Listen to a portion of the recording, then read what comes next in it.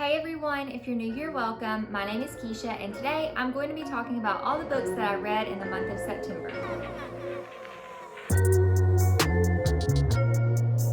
I think the past few months have been really hard reading months for me. I just haven't felt in the mood to read more than 6 or 7 books. So I'm hoping that changes in October because I do have a lot of books that I'm really looking forward to. But for this month, I set out to read 13 books and I only completed 7 of them, and then I got halfway through one. But without further ado, let's just go ahead and get started. First, I want to talk about the books that I read for the Upside Down Readathon. So first, I read The Saturday Night Ghost Club by Craig Davidson. This was the buddy read for Team Steve that Lauren picked out. It's set in 1980s around Niagara Falls, and it follows this group of kids led around by one of the kids' uncles, and they have the Saturday Night Ghost Club where they go to these random places, and the uncle shares stories of different urban legends. This was nothing like what I expected to be. It actually is more of a story about our main character Jake and his uncle Calvin. So just know that going in, this does have some hard-hitting elements. It's a very short book, and it actually took me a couple weeks to get through. I didn't finish it during the readathon just because I wasn't sure if I was going to finish it at all. It was very slow paced, and I feel like I probably should have listened to the audiobook for it.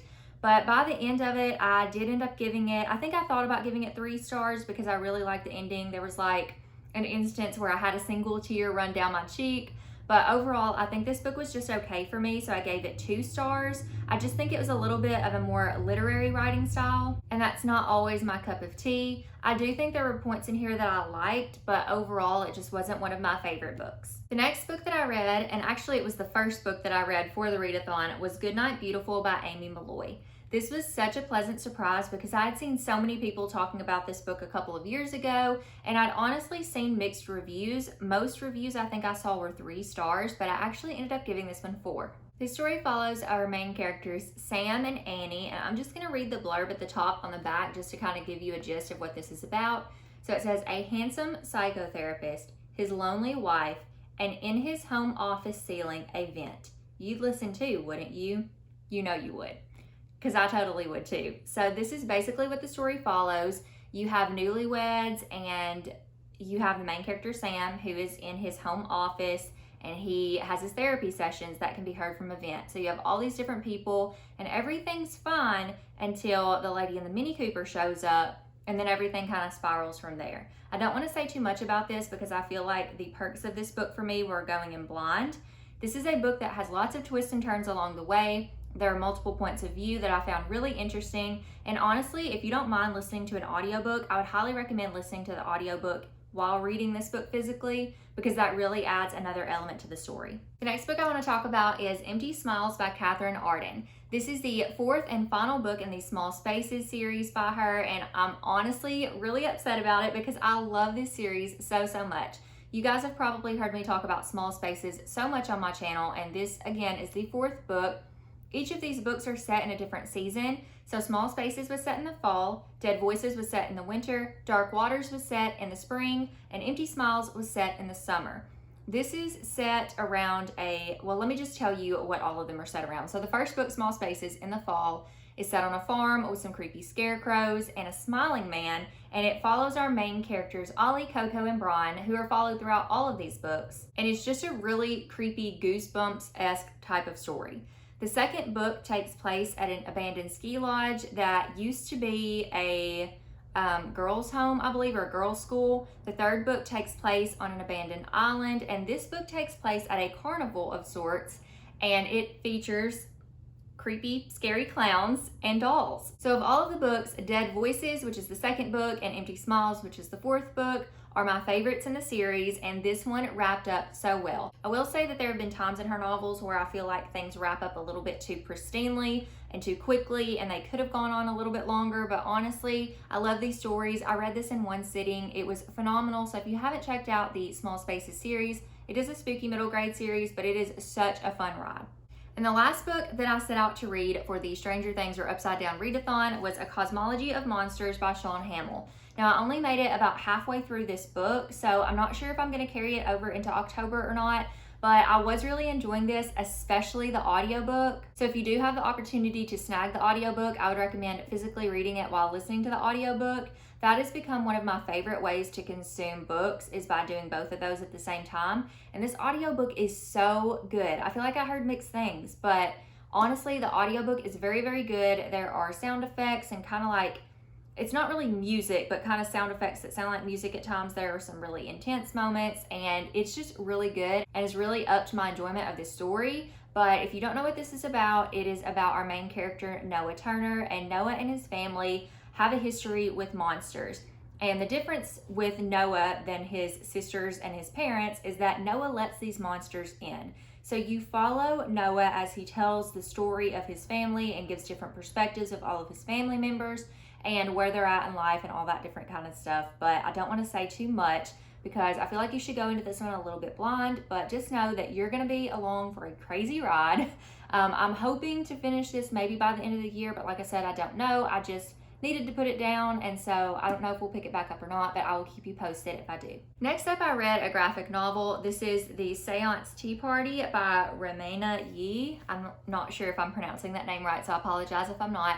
But this is a spooky middle grade graphic novel. It's not really heavy on the spooky, it's more whimsical. And I will say that this book made me feel things, and I had hesitated to pick this one up for a really long time because I wasn't sure if I was going to like it or not. But this is a book that just made me so happy. It follows our main character. Her name is Laura. And Laura ends up having a seance tea party and making friends with a ghost named Alexa. And so this is a lot about friendship, and I love that. If you guys haven't figured that out as of late, I love friendship stories. One of my favorite things about this book is the quote that it starts with in the beginning, and it's by C.S. Lewis. It says, "When I was 10, I read fairy tales in secret and would have been ashamed if I had been found doing so. Now that I'm 50, I read them openly. When I became a man, I put away childish things, including the fear of childishness and the desire to be very grown up." That is my life mantra. Like, this is, and the fact that C.S. Lewis is the one who said that makes it mean that much more to me because I admire him as a person. So yeah, this is just a phenomenal book. The artwork is incredible. I don't want to spoil too much, but just look at how beautiful the artwork is. I think that was one of my favorite parts of the story, is just getting to see all of the artwork. The ones like this with the little panels and like the big panels are so cute. It's just an incredible story. So if you are looking for a good story to read this spooky season or this fall, this is very autumnal, it's very sweet, and I loved it so much. I don't think I actually cried, but I definitely had moments where I thought I was going to. So I rated this 5 out of 5 stars, so good, and I highly recommend it.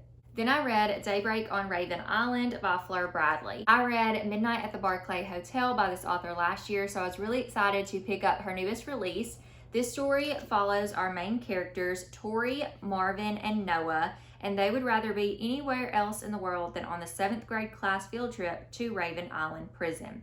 So this is supposed to be kind of reminiscent of Alcatraz Prison, but they go to this island and they end up missing their ferry back home. So they end up having to spend the night on Raven Island and survive until daybreak. There is a motley ghost hunting crew. They'll have to outrun a flock of ravens and deal with a creepy caretaker to uncover a killer and expose the age-old secrets of the island. This was a very interesting read. I enjoyed seeing these kids try to figure out the mystery of Raven Island. There are lots of ghosts in the story. There are lots of really interesting elements that talk about real life things.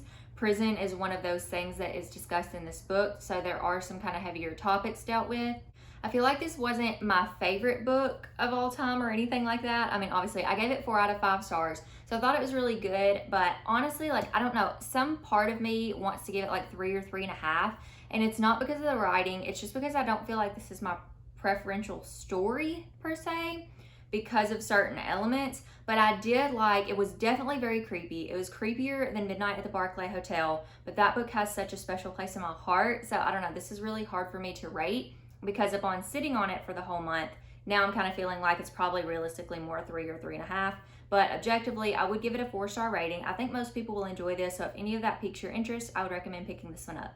Then I read Watch Hollow by Gregory Finero. This was my middle grade book club's pick for the month. So for those of you who may not know, I do host or volunteer to host a middle grade book club with a group of local 8 to 12-year-olds in my area. We meet once a month and I let the kids pick the books. I give them about 4 or 5 options and then they vote, and this was the book that was chosen for the month of September. I was actually pleasantly surprised by this one. I wasn't sure if I was gonna like it or not. It's been on my shelves for a really long time and I just haven't picked it up yet. But I actually really enjoyed this, and I think I gave it like 4 out of 5 stars, but I am tempted to give it 5 out of 5 stars if that tells you anything.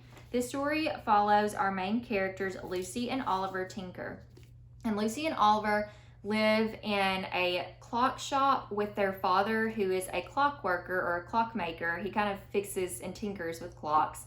And one day, this person comes up to their shop, pulls up in like a black limousine, gets out, he's kind of shifty, and he offers them a huge lump sum of money to come to this house to fix this clock in the walls. There's a giant clock that supposedly controls all the electricity in this home that he's just moved into, and it's not working. So they end up going to Blackford House to try to figure out why this clock isn't working, and Lucy and Oliver find out a little bit more mystery to this house and this clock. This is a spooky story and it is a little bit fantastical as well. If you like books or stories like the Spiderwick Chronicles, then I think you might enjoy this one. I definitely felt like this was a little reminiscent of it. It's not the same story at all, but there were just elements of it that reminded me of that story. So just know that going in, and I think this is a really good one. I'm looking forward to reading the second one. I'm not sure when I'll get to it because I don't currently own it.